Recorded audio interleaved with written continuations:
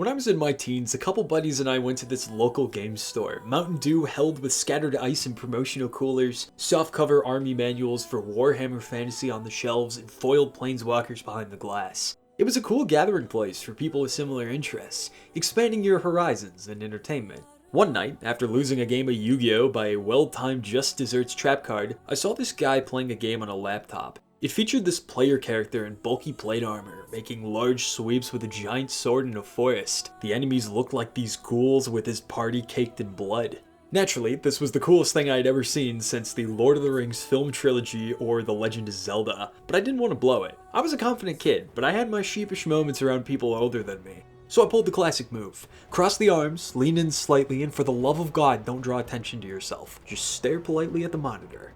I didn't know it at the time, but this was my first glimpse of the Dragon Age series. With Veilguard being the newest entry in development, I wanted to revisit the first game as a refresher of the setting, expecting some jank, but also a portion of what made this universe interesting all those years ago. I played through it in a week and I came to a discovery. Dragon Age Origins is incredibly good. Not for its time, in an evergreen sense. There are certainly bits that show its age. Its approach to downloadable content can make it feel incomplete compared to the Ultimate Edition, and it crashes an insane amount if running on modern computers. In this video's description is the link for a thread to fix that issue if you want to give it a whirl. Yet, the sum of its parts creates something that is so unique that even in the same series, there is nothing quite like this original title, and I would attribute that claim to its embracing of dark fantasy. Now, this doesn't mean the others are bad. I finished both 2 and Inquisition. They have different visions, but also great strengths that Origins lacks. I want to make this video to articulate what I find made this game so fascinating, and to pass the torch, if you will, like Duncan to the player character. Maybe this video gets you to tackle the role of the Warden. With that said, I will be talking about plot points and the game's ending, so feel free to hop out at any point. If you're still here, fetch your finest chalice and get comfortable, as I weave a dark tale of blood, purpose, and sacrifice. Origins is unique in its approach to character creation, not so much on the physical side. You've got the options of human, elf, or dwarf, but narratively, whatever character you make isn't given a general history, rather a personalized backstory, in origin, if you will. There are 6 options. Whatever class or race you pick will funnel you into a different opening. For example, if you play an elf as a warrior or rogue, you will choose either the Dalish or city elf opening. The former cling to the few remembered traditions of their ancestors, while the other exists in the capital and suffers the injustices of the human nobles who use it as a hub to satisfy their appetites. Then there's the mage, kept under watch by the Templars for fear of what their magic can do and what they can invite. Each origin gives your character a tie to the setting. You could be a human noble, a dwarf commoner doing errands for a crime boss, or a Dalish elf. Any path gives you a personal reference point in the setting, unique relationships, and personal connections others wouldn't make. Options the game keeps in account in surprising ways, with exclusive dialogue and choices. If you're playing a human noble and hear the name Arl Howl thrown out dozens of hours later, you'll have a unique reason for wanting his head on a spike regardless of it being the right thing to do. The origins also act as a tone setter for the game. No player character will end this prologue with clean hands. The weave of fate is cruel in how it doles out dire strands. The stage is set. Your character, with nowhere else to go, takes the only option besides immediate death, conscription into the Grey Wardens by Duncan. While there are many factions in this world, the Grey Wardens are an old organization that distances itself from the politics of Ferelden to combat the Darkspawn, a monstrous race that function like a disease that spreads across the land. The times where this occurs strongly is called a blight. They're made up of whatever they can get, voluntarily or not. Barbarians, kings, warriors, rogues, and mages of any race or creed are welcome to sacrifice for the greater good. The mission is too important for the foolish bigotries of their respective kingdoms. Duncan himself, though he may not look it, was a bit of a scoundrel back in his youth when he was conscripted. A world-ending threat is quite the opportunity for personal growth. The Ruins of Ostagar invoke 2 aspects I often think back to: the build-up of the Darkspawn threat and the joining. This force is integral to the experience, and I'm shocked how effective the Darkspawn are for being such a faceless threat. It's not personified, there's no speech about their motivations, there is no understanding to be had. It's a monstrous force that will not stop until it is swallowed whole what the Archdemon commands. As part of the ritual to become Grey Wardens proper, the new recruits, along with their caretaker Alistair, must travel into the Kokari Wilds. collect blood from the fallen creatures, and uncover old documents sealed away. Attention builds as you travel through the marsh, your party splitting from the safety of numbers and traveling further into the heart of the enemy. Darkspawn have a habit of popping up out of nowhere, but in a dreary swamp, disconnected from any villages or towns, the ruins invoke a history of a once promising land, now worn down by time. Could this be symbolic, by chance? Could the Wardens become the same thing? No, I'm seriously asking you. I'm just an audiophile. Mechanically, Darkspawn are quite clever. One will try to lure you on a bridge, retreating to reveal a group ready to shred recruits to sheets of leather and iron. They may not seem intelligent, but they can overwhelm with startling precision if you're not vigilant. If you look at the game from a structural perspective, this is just the prelude before the game really begins. But with the visuals of the wilds and the music that invokes uncertainty, a constant feeling of caution, and how that explodes during confrontations, it's an immersive experience. So much so that I get that nervous feeling in my stomach when I replay this. Alistair is such a great character that I will go into detail about in the landsmeet section, but I love how the Wilds shows another side to him. Alistair has got this likable personality. He cracks jokes, but in a way that feels different from the era of Marvel quipsters. In the Wilds, he's got the part of his school chaperone the kids love, likable, but also competent, ready to put recruits like Sir Jory at ease. The tension is still there, but you see firsthand, when push comes to shove, Alistair's looking out for you all the best he can. Additionally, this contributes to the tone. Quips and jokes can be funny, but can also come at the expense of a mood or tone depending on how they're deployed. Another thing I love about Origins is while there are jokes, really funny ones, rooted in characters and how they deal with or convey information, but when the game is serious, you'll know. And in the heart of the wilds, none of the recruits are laughing. If the tone of dark fantasy hasn't felt strong enough yet, the joining will make Origins' grittiness abundantly clear. If you haven't played it, I would seriously recommend seeing it on your own first, because this video could cheapen that first time, and I want to provide you some context for the dramatic irony about this scene. Earlier, I said being a Grey Warden is the ultimate sacrifice. This isn't just for how it uproots your life into one of service for the greater good, but also how it decides your end. What Duncan holds back from the recruits and what Alistair will eventually reveal near the game's end, there's a reason the Wardens are the ultimate counter for this demonic threat. The joining requires consumption of darkspawn blood. This isn't done for the taste, mind you. It's to twist your biology, forever linking you with an unholy connection.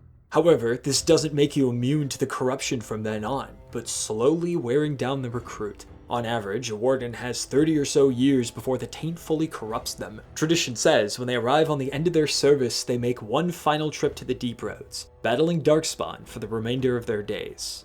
What this means is that this scene is both the true beginning of a warden and the start of their prolonged death sentence. There is no cure, there's simply duty for the greater good.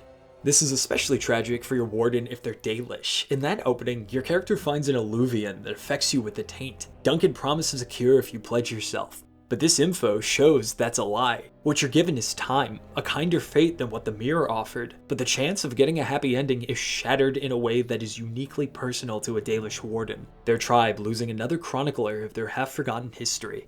The joining also works as a great scene that shows, pardon the upcoming pun, the moral grayness in Origins and how things aren't always how they appear. Take your fellow recruits, Davith and Sir Jory. Purely going off their roles, Davith a criminal and Jory a knight of Redcliffe, you may have some initial assumptions, only for those to be flipped. Jory is very hesitant about wardens and their task, while Davith gladly embraces it. The role of warden is a chance to wipe the slate clean and become another version of yourself. Sir Jory holds out hope he can return home after this battle. However, the joining is indifferent to the desires of its partakers. Darkspawn blood can be too strong for some constitutions. Davith is such a poor soul. Jory, seeing his peer crumbled to the ground, gets cold feet at the ritual. His death is not won from the chalice, but delivered by Duncan. Your mentor is a kind man. He saves your life in every origin. He's a great father figure to Alistair, and he will have your back always. If you decide to pickpocket in camp and get caught, he'll vouch for your character, pull you aside, and instead of telling you stealing is wrong and you should feel very bad about that, he says it's good for a warden to have plenty of skills. If you say, but I need to practice to get better, he'll reply, certainly, just don't get caught. He's like the cool uncle at the family gathering. However, for the greater good is etched into his soul. If something like a lack of conviction or deviating from that purpose is witnessed, then it's a roadblock for the mission. An example being Jory pulling a blade and backing up from the point of no return. It's a shocking scene the first time you watch, 2 companions dead in a matter of seconds, your character being the only surviving recruit. Your resolve could be shaken in Duncan, perhaps even in the Order, but this is your life now. One of the Grey Wardens. And hours later, after Logain's betrayal by withdrawing his troops, leading King Kaelin, Duncan, and many others to their deaths, you and Alistair are the only ones left, saved by the Witch of the Wilds, Flemeth. The new plan is to use the documents from the ritual, treaties forged by leaders long past, to join the Wardens in fighting the Blight when it arises. With the help of Flemeth's daughter Morrigan, the 3 of you must gather an army to unite the kingdom, topple Logain's rise to power, and deal with the Darkspawn led by the Archdemon. The stakes are high, the fate of the world on your shoulders. Underdogs, to say the least. But it's not all bad. Look, we got a new recruit! That makes 4. Here's another part of Origins that I find uniquely fascinating compared to the series. Throughout the entire game, traveling from adventure module to another, you ponder the question, what does being the Grey Warden mean to you? For a similar comparison, think of Star Wars in the original trilogy. Luke was taught by Master Yoda and Obi-Wan and was given an account of the Jedi, but it's up to him to build the Order once again, and that's guided by his interpretations of what that role means. The game has you doing that for the Wardens. You must end the Blight, but how do you interpret the role of a Grey Warden without structural guidance? Alistair will offer advice, yet he shuffles into the follower role, a choice Morrigan interrogates him about while traveling. Your choices are individual answers for this question. Is your warden fulfilling their duty regardless of personal feelings? Would they go the extra mile to prevent horrendous outcomes? Do they make deals with demons under the table? Are they willing to act in ways that aren't chivalrous? Do they talk their way out of situations? Is violence their first choice with conflict? Or do they blend some or all these options on a case-by-case basis? I think one reason the Warden is so highly regarded in the Dragon Age community is how Origins makes that protagonist feel like your character. How did they conduct themselves when the kingdom is on the last legs? This isn't even mentioning your personal ties from their openings. The game is a lot of dialogue, and with no voice actor to read your lines, ironically, it imbues your character with so much personality. It's a level of freedom I haven't seen in the series since, but it's something I'm so impressed with years later. And here's another bit. Something I was floored with was the companions and how real they felt. To get more specific, I was so impressed at how fleshed out companions were and have realistic convictions and outlooks the player doesn't have control over. To illustrate that, I want to talk about one of my favorite characters, Sten. He's located in the town of Lothering, trapped in a cage for murdering a family. And here's an uncomfortable truth. He's not innocent. He'll admit the crime if asked. He wasn't mind-controlled into it either. He freaked out in a moment of weakness. You could suggest he pledges service against the Blight as an act of atonement. One he will accept. You see, Sten has a consistent logic that makes sense the more you get to know him. At first, you may have no idea what to think. Famous example, you initiate a conversation with the Qunari. He's a race of giants with a unique and alien culture to Ferelden. That sounds really interesting. Tell me about it, you ask your companion. Sten looks at you and just says, no. Any further questions are answered in the most general and point-blank responses. He's not here to play 20 questions, he's here to kill Darkspawn. His attitude and personality make a lot of sense too. Sten follows the Kun, a set of principles that dictate your purpose and actions. Sten isn't even his name, it's his rank. But in this culture, you are your profession. If you're a baker, you act according to what serves that role best. Any subversion from it is seen with great shame. What Sten will respect in the Warden is their ability to do exactly what the role requires, without any empathy or compassion getting in the way. This outlook is displayed in how he engages with other companions. When talking with Morrigan or Wynne, Sten will ask, with complete sincerity, "Why are you here? Women aren't fighters, they're merchants or artisans." To those in Ferelden or a contemporary audience, this is a sexist question. But with the context of Sten's culture, this is a genuine inquiry. It creates a tension that can make conversations interesting, his ways often challenged by other members. And then you see Sten hold more reverence for your dog than anyone else in camp, including you. This is both played for comedic effect and rooted in his character. Your dog is a Mabari warhound. They're so tied to Ferelden, they're even displayed on the kingdom's heraldry. Your dog acts exactly like a dog should, and Sten respects that tremendously. He's a faithful warrior that's ready to tear out a Darkspawn's throat in seconds. Seeing a creature so committed to their purpose inspires the Qunari. But if your warden clashes with Sten's idea of what you should be, it leads to one of my favorite companion moments in the entire game. In fact, any RPG ever.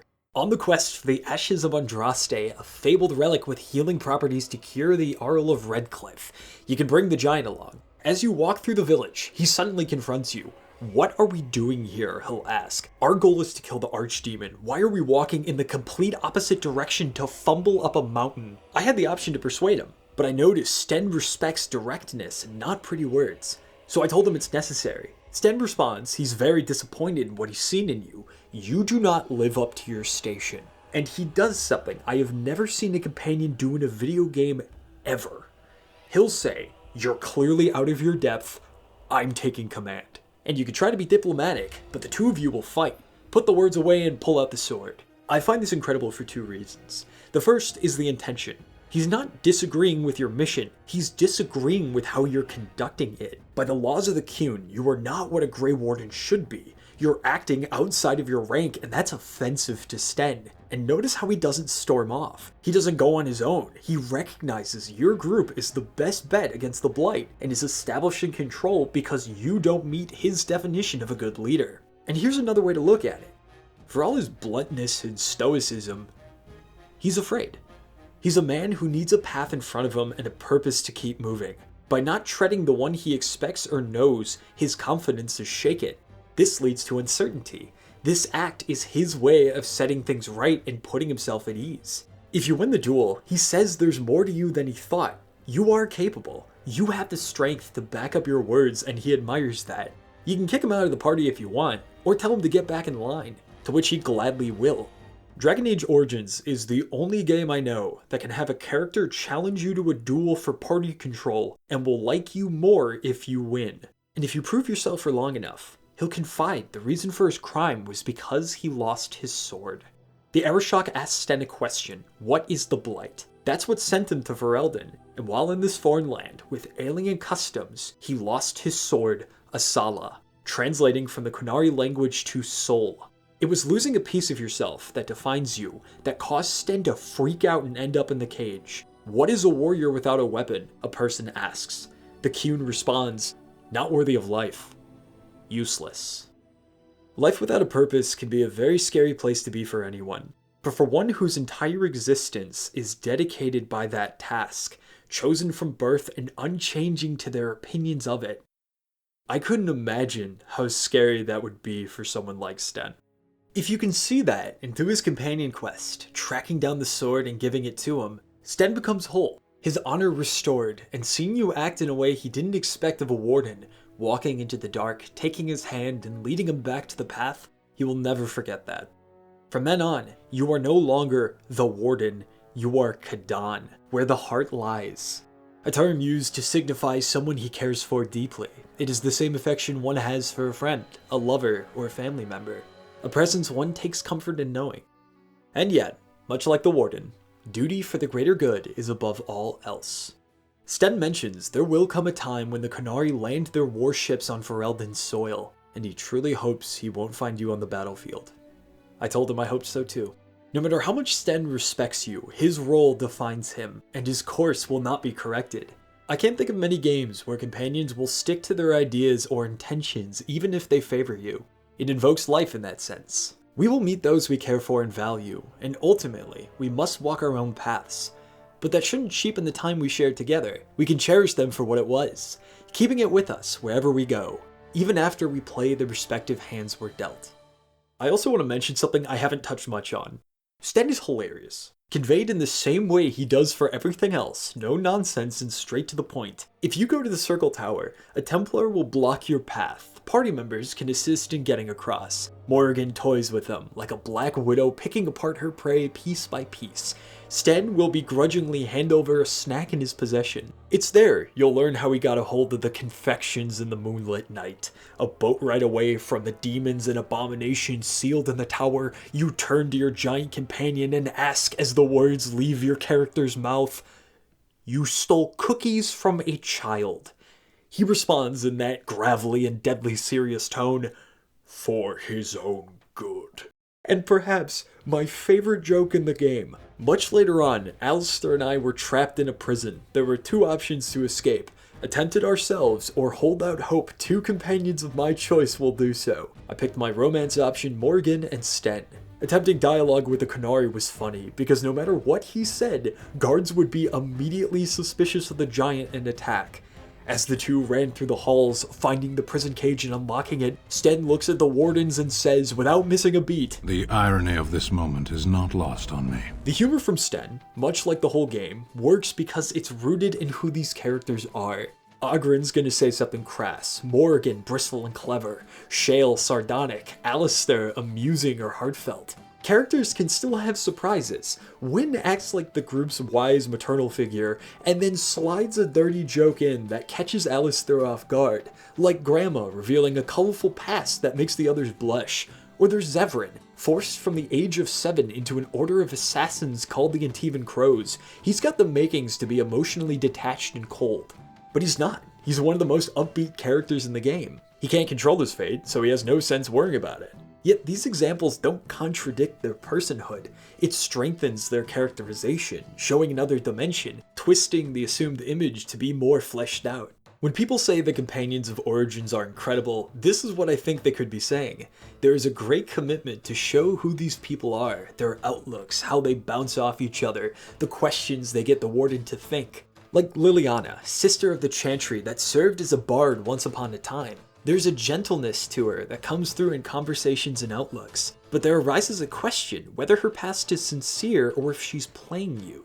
She'll admit her talent for doing so. And then there's her connection to the Maker, claiming he has been speaking to her personally to join in the Warden's quest.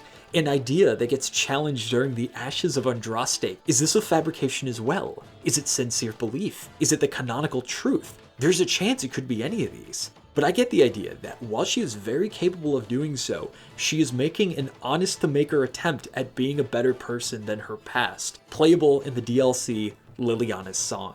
But besides the characters, there's another part of Origins I find fascinating, and that is while this is an RPG where you make choices and see the effects of them, there's also an acknowledgement that Ferelden and the world of Thetis can be uncompromising on your personal desires. And to explain why, let us observe the landsmeet and the final battle.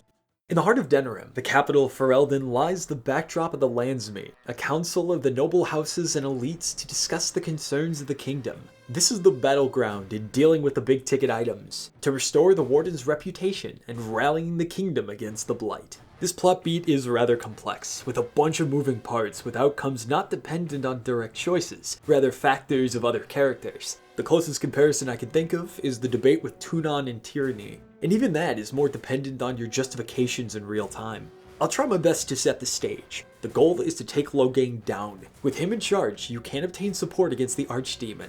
But besides that, there's a secondary concern. If Loghain loses power, who will be Ferelden's ruler? This is where it gets complicated. Loghain's daughter, Anora, is the widow of King Kaelin from the battle at Ostagar at the game's beginning. You know, the one that Loghain withdrew his troops and betrayed. Well, that's caused quite a tension between the two, and Anora will support the Wardens if you support her position on the throne. Yet, she is not the only option. Enter, from stage left, Alistair. Our fellow Warden has got a secret of his own. The former king's late father Merrick and close friend the Loghain fell in love with an elven grey warden named Fiona and bore a child. A claim to the throne would be dangerous, so she kept his lineage a secret, entrusting it and her son to the Grey Warden Duncan to look after. That boy was Alistair. Our fellow Wardens kept his heritage a secret, shirking away leadership responsibilities for that reason. That experience justifying why he's a companion for the Blight situation. Alistair is the kind of friend who's convinced they won't amount to greatness and should just stay in their lane. Power corrupts, so they're better staying where they are. Ironically, self-awareness of the weight of responsibility is what makes a great leader to begin with, because they take the role seriously for the people involved, as opposed to just serving their personal appetites.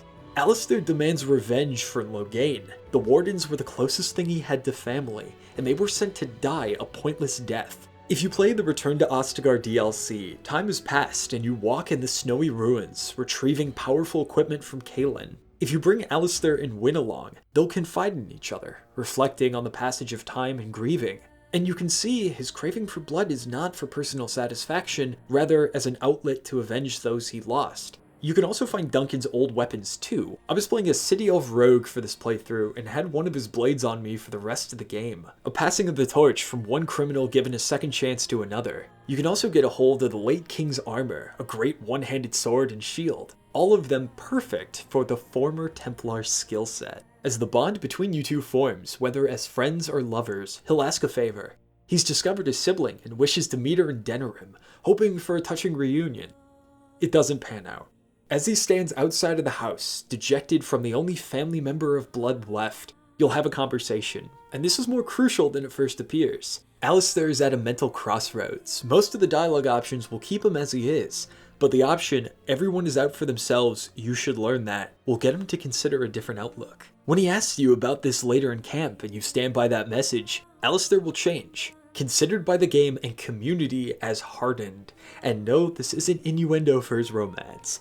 In this state, Alistair will stand up for himself more, accepting his duty regardless of his personal feelings. I find this interesting because this implies he's capable of both functions. The regular Alistair can still follow through his duty as a warden, and being hardened doesn't lose the warmth or kindness he had before. Ultimately, it's a decision of what mindset he adopts, pragmatic or idealistic, and there's no correct option. Each has unique strengths and weaknesses depending on your playthrough. I mention this because when the landsmeet draws to a close, with diplomacy or blood if you don't get enough points, here's where the outcomes arise, based on two main branches: who will sit on the throne, and what happens to Loghain.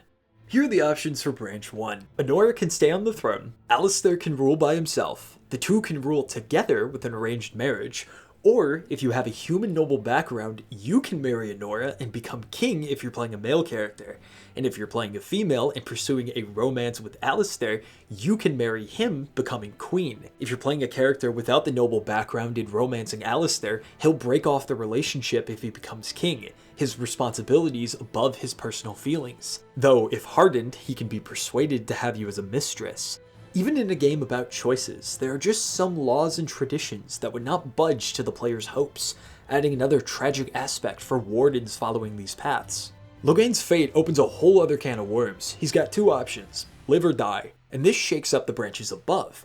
The only way Loghain lives is if he becomes a Grey Warden, but this is mutually exclusive with Alistair. He won't stand idle if the man who got his family killed becomes a part of it. If Loghain joins the Wardens, Alistair will leave the party, either as co-ruler if marrying Honora, by execution if she rules by herself to prevent another grab at the throne, or if the player vouches for mercy, he gets exiled, becoming a drunk you can meet in Dragon Age 2.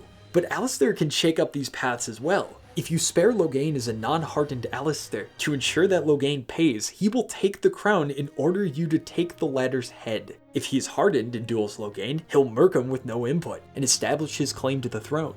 The landsmeet is complicated, to say the least. There are so many conditions and factors that decide these outcomes that will greatly vary depending on playthroughs. I haven't seen another title attempt to tackle this complexity since, and I can understand why. This is just coming from the perspective of a player. Couldn't even imagine how difficult this had to be from a development standpoint. Yet, it exists, and it is certainly a memorable moment in Origins. Then begins the final battle. With the landsmeet concluded, the last goal is to rally the army to combat the 5th Blight, but there lies a complication. As Riordan reveals, wardens are needed because of their link to the corrupted dragon. When an archdemon is killed, its spirit jumps to the nearest demon and is born again. But because of the taint in the warden's blood, it'll hop to them and both will die. The kingdom saved by the sacrifice of the warden who drives the blade into the archdemon.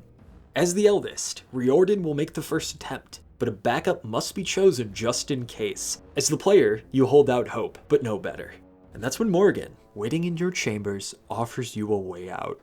Morrigan is a fascinating character. Voiced by the insanely skilled Claudia Black, she's the byproduct of Flemeth, mixed with the standoffishness of a rebellious teenager.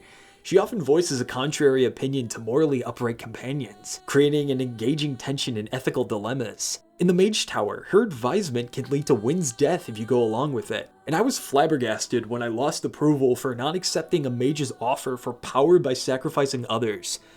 My character's dad was in the cage. This outlook isn't one born out of cruelty for the sake of it. Get to know her more, and you'll notice it comes from a thought process of survival above all. She spent more time in the wilds than around people, and her thorny exterior is a byproduct of that. Her party banter with Alistair is some of the best, as both will bicker while pointing out each other's flaws no other companions will do with the same energy. And this outlook is tempered with a competence of the old magics, banned by the Chantry and civilized society. More than just entertaining, she offers another side to debating the taboos of Ferelden. What was once built on strawman interpretations by the Chantry is given a voice, and she is ready to challenge those assumptions anytime. She's also a romanceable character for male wardens, and trying it for this playthrough, I thought it was cool. She won't like you if you act like a straightforward hero type. You listen to what she's saying and choose your words carefully. It's a great opportunity to roleplay.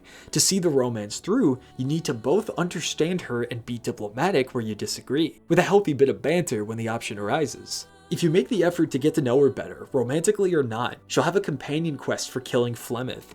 Out of context, that sounds monstrous. But when it's revealed she's been sustaining her near-eternal life with those of her daughters, and now it's Morrigan's turn, it's a good motivation to show up at the Crone's house and demand blood. Her transformation into a dragon is a good indicator you might be onto something. Through your adventures, you'll have plenty of time with Morrigan and figure out what you think. It might lean one way or the other when she proposes her offer. On the eve of the battle, she will lie with the warden who lands the final blow. The male player character, Loghain or Alistair, though an awkward conversation will be required for the latter, especially if you're pursuing that romance. When the archdemon is slayed, instead of killing the warden, the soul will be transferred into the child created that previous night, a way out from the original fate. I can empathize with people not being on board with this plot point. I'd be annoyed if such a mysterious, world-altering choice didn't involve me based on my gender, and instead talking someone else into doing it. Yet, as a guy, I find the novelty of this to be engaging. Sex is often used as titillation in games, and having it presented as an act integral to the plot is a unique direction. Another layer is the uncertainty of it. Morrigan is vague about the specifics, but makes clear, even if you romance her, once this is done and the archdemon is slayed, she will disappear, and you won't see her again or know why. Morrigan stays consistent that way. Her priorities come first, dutiful to her own purpose, like you to the Wardens and Sten his. For this playthrough, I took Morrigan's offer, slayed the archdemon, and made it to the end, even getting a unique request from the king linked to the city elf origin, a race that will now have a seat at the table with Denerim's elite, their representative offered to my character. But seeing as I was a warden, I suggested my cousin, a character who was so linked to the city they would do a far better job, and that got approved. Yet as awesome as that was, I thought back to my first warden I played a while ago and their fate. On my initial playthrough, I told Morrigan no. I was romancing Liliana, I didn't get along with the witch, and the old god baby seemed like a dangerous possibility for the world. I lost a companion before the battle, and when my warrior struck the final blow, he fell with the archdemon.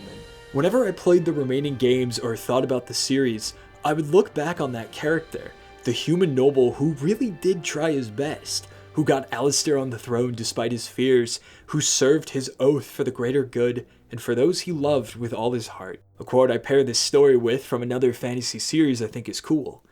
Death is lighter than a feather, duty heavier than a mountain. And this is not a unique situation to me. If you've played Origins and stuck with it, I doubt you didn't grow attached to your warden as well. Especially if you carried that character to the other DLCs like Awakening, Golems of Amgarak, or Witch Hunt. The thing I love so much about this series is in the name, the Dragon Age. Because as incredible as this game is, it's our origin into this universe, exploring the vast corners of Thedas and carrying on these uniquely personal tales. The quality of them may vary depending on each person and their taste, but it's a series that means so many things to so many people. This entire video is just me gushing about all the parts I really like about this game. The commitment to dark fantasy, the moments that made that tone strong, the characters and how they shape the story of the Fifth Blight, and the tale your warden spins into the age. I've been seeing plenty of other videos popping up with the release of Veilguard fast approaching. Until then, perhaps I should play 2 while I wait, and perhaps a new video will come out of it. Then again, who can say? Not me. I'm not the maker's chosen. Anyway, thank you so much for watching. Have a wonderful time if you decide to give Origins a shot or a replay, and take care of yourself.